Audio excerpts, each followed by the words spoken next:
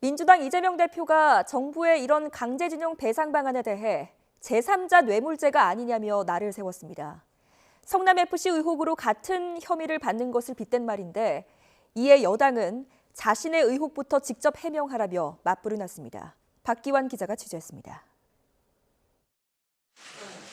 더불어민주당 이재명 대표가 윤석열 정부의 대일 굴종 외교가 계속되고 있다며 이번에는 일제 강제징용 배상 방안을 문제 삼았습니다. 국가가 할 일을 기업이 출연한 재원으로 대신하는 건 제3자 뇌물죄라며 성남FC 의혹으로 자신이 받는 혐의에 빗대 정부에 일침을 놨습니다.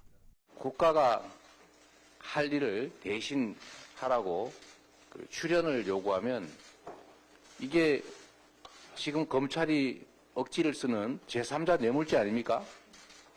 문제가 없지만 차별적 법 적용을 하겠다는 뜻입니까? 신년 기자회견에서 제안한 영수회담을 대통령실이 사실상 거부하자 대여 공세 수위를 더 끌어올린 것으로 풀이됩니다. 실제 민주당 지도부도 윤석열 대통령을 향해 국민의힘 뒤에 숨지 말고 영수회담 제안에 대한 입장을 직접 밝히라고 목소리를 높였습니다.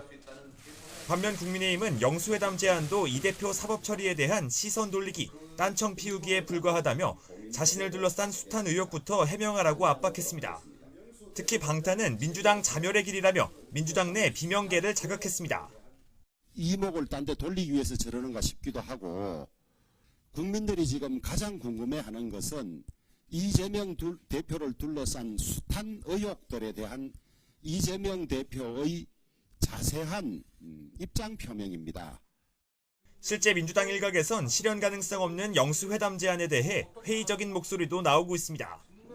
이 대표의 또 다른 리스크로 꼽히는 변호사비 대납 의혹의 핵심, 김성태 전 쌍방울 회장의 귀국이 확정되자 이를 두고도 여야 공방이 이어졌습니다. 하루 사이에 자진 귀국으로 지금 알려져 있지 않습니까? 어느 정도 꿰어 맞춘 그런 시나리오가 지금 진행되고 있지 않나. 김성태 회장과 검찰 간의 이해관계 일치하는 부분은 있겠죠.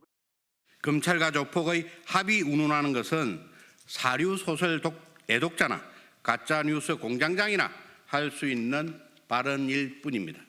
상습적으로 업무론을 제기하는 자들이야말로 업무의 진짜 몸통이라는 것을. 이재명 대표의 검찰 수사 상황을 놓고 여야의 대치 전선이 날로 가팔라지는 가운데 윤석열 대통령의 순방 이후 그 성과를 두고도 다시 한번 마찰음이 빚어질 전망입니다. YTN 박견입니다.